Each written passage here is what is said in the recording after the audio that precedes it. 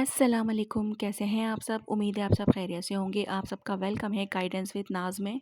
तो जनाब आज बात करेंगे हम इस टॉपिक पर कि ट्विन फ्लेम एनर्जेटिक मैरिज क्या होती है और ये कब होती है।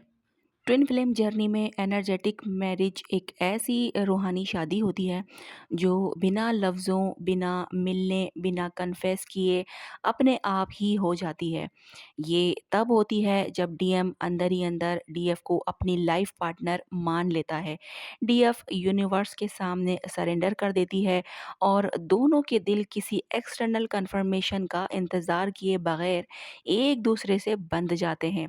सेपरेशन अपने पीक पर होता है, पेन डीपेस्ट होता है, पुल स्ट्रॉन्गेस्ट होता है और यूनिवर्स दोनों को साइन देता है कि तुम दोनों अब रूहानी तौर पर एक हो चुके हो। इस मोमेंट पर एनर्जी इतनी स्ट्रांग होती है कि दोनों के बीच एक इनविजिबल डिवाइन कमिटमेंट हो जाती है जिसे हम एनर्जेटिक मैरिज कहते हैं। चले मैं आपको और भी ज़्यादा आसान तरीके से समझाती हूँ। नंबर वन, दिल के अंदर से एक्सेप्ट कर लेना यानी कि इनर यूनियन। एनर्जेटिक मैरिज तब स्टार्ट होती है जब डीएम अपने अंदर से बिना शोर के, बिना वर्ड्स के डीएफ को अपनी लाइफ का हिस्सा एक्सेप्ट कर लेता है। ये एक्सेप्टेंस दिखाई नहीं देती, सुनाई नहीं देती, मगर फील होती है, जैसे दिल में एक heavy but peaceful feeling settle हो जाती है। डीएम शायद फिजिकली दूर हो, शायद रिलेशनशिप में हो, शायद एक्सप्रेस ना कर सके, लेकिन अंदर कहीं वो कह रहा होता है कि मैं इसी से जुड़ा हूँ।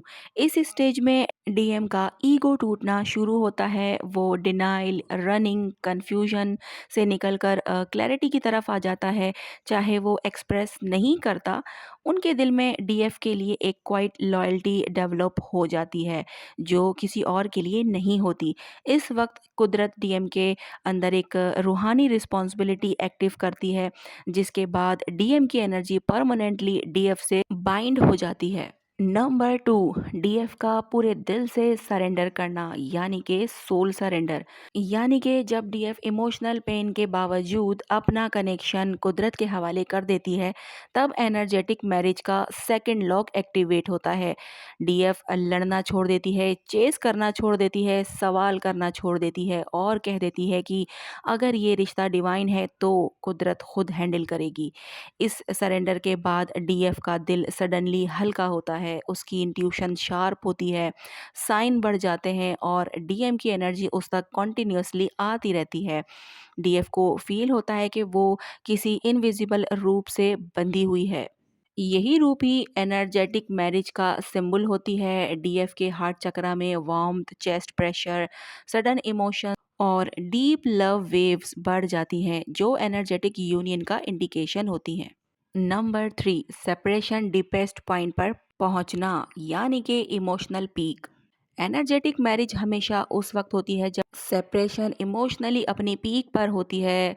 दोनों को लगता है कि शायद अब कुछ नहीं बचा, अब सब ख़त्म है, बस दूरियां परमानेंट हैं। मगर इसी ब्रेकडाउन पॉइंट पर कुदरत दोनों के बीच रिश्ता सील करती है। इस मोमेंट पर डीएम को डीएफ की याद अनबियरेबल होती है, डीएफ को डीएम का पुल अनटचेबल लगता है और दोनों के दिल में एक साथ पेन प्लस लव का स्ट्रॉन्गेस्ट मिक्स फील होता है।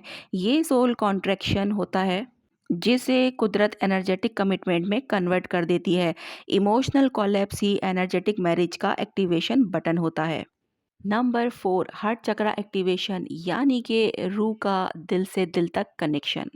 एनर्जेटिक मैरिज के वक्त दोनों के हार्ट चक्रा एक दूसरे पर टोन हो जाते हैं। इस वक्त दिल में लाइटनिंग जैसी सेंसेशन, चेस्ट में प्रेशर वेव्स, अचानक प्यार की हैवी एनर्जी, रात को इमोशनल पुल, बिना वजह आंसू, ये सब कॉमन होते हैं। डीएम और डीएफ दोनों सेम टाइम पर एक ही इमोशनल वेव फील करते हैं, भले ही एक दूसरे से बात ना हो रही हो। ये इंडिकेशन है कि दोनों के दिल रूहानी तौर पर एक हो गए हैं। नंबर फाइव, टेलीपैथिक कनेक्शन का एक्सट्रीम स्ट्रांग हो जाना। एनर्जेटिक मैरिज के बाद टेलीपैथी इतनी स्ट्रांग होती है कि डीएम की सोच डीएफ को फील होती है, डीएफ के इमोशंस डीएम एब्जॉर्ब करता है। दोनों को सेम टाइम पर एंजाइटी या पीस होती है। सॉन्ग्स, नंबर्स, साइंस दोनों को सेम टाइम मिलते हैं। डीएम की हैवी एनर्जी डीएफ को फिजिकली फील होती है। टेलीपैथी एक ऑफिशियल रूहानी कंफर्मेशन सील बन जाती है कि कुदरत ने दोनों को एक सिग्नेचर के साथ जोड़ दिया है। नंबर 6, डीएम का साइलेंट एडमिशन यानी कि बिना बोले कमिटमेंट। डीएम एक्सप्रेस ना करते हुए भी अंदर ही अंदर कह देता है कि वो ही मेरी है, वो ही सही है। चाहे वो मैरिड हो, किसी और रिलेशनशिप में हो या दूर भाग रहा हो, लेकिन अंदर से वो डीएफ को एक्सेप्ट कर चुका होता है। डीएम का ये साइलेंट कमिटमेंट कुदरत के सामने एनर्जेटिक कमिटमेंट बन जाता है जिसे दुनिया नहीं बदल सकती। इस स्टेज पर डीएम का हार्ट डीएफ से परमानेंटली अटैच हो जाता है, चाहे वो समझे या ना समझे।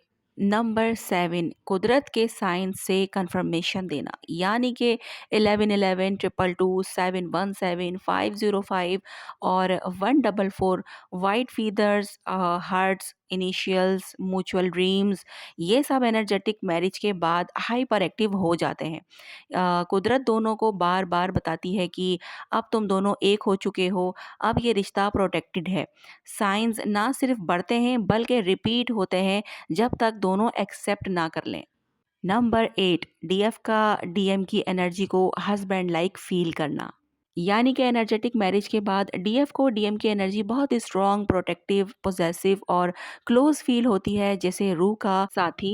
डीएफ को अचानक ये महसूस होता है कि डीएम उसका इमोशनल स्पेस गार्ड कर रहा है जैसे एक सोल लेवल हस्बैंड करता है।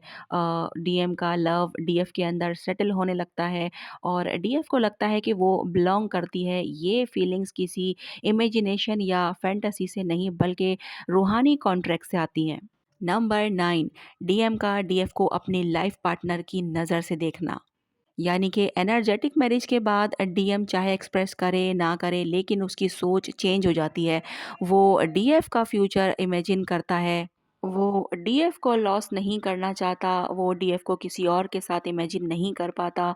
वो सीक्रेटली इंटरेक्शन का प्लान बनाता है। डीएम का ये शिफ्ट एनर्जेटिक कमिटमेंट का स्ट्रॉन्गेस्ट प्रूव होता है, ठीक है।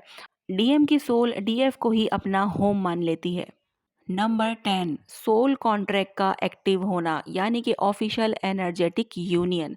जब दोनों के दिल, सोल, इमोशंस और एनर्जी एक पॉइंट पर अलाइन हो जाते हैं तब यूनिवर्स उनका सोल कॉन्ट्रैक्ट एक्टिव कर देता है।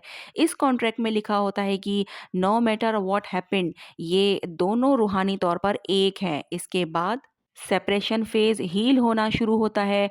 डीएम के फियर्स डिसॉल्व होते हैं और डीएफ का पेन कम होता है। टेलीपैथी 24/7 एक्टिव रहती है। ड्रीम्स वेविड हो जाते हैं। म्यूचुअल हीलिंग स्पीड अप हो जाती है यानी रूहानी यूनियन ऑफिशियली स्टार्ट हो जाता है। ठीक है जनाब, तो बात आई समझ में। क्या आपने ये एनर्जेटिक मैरिज को एक्सपीरियंस किया है या फील किया है? अगर किया हो तो कमेंट में आपने मुझे ज़रूर बताना है। आज की वीडियो यहीं तक है। मिलते हैं हम लोग नेक्स्ट वीडियो में। अपना बहुत ज़्यादा ख्याल रखिएगा और मुझे दुआओं में याद रखिएगा। अल्लाह हाफ़िज़।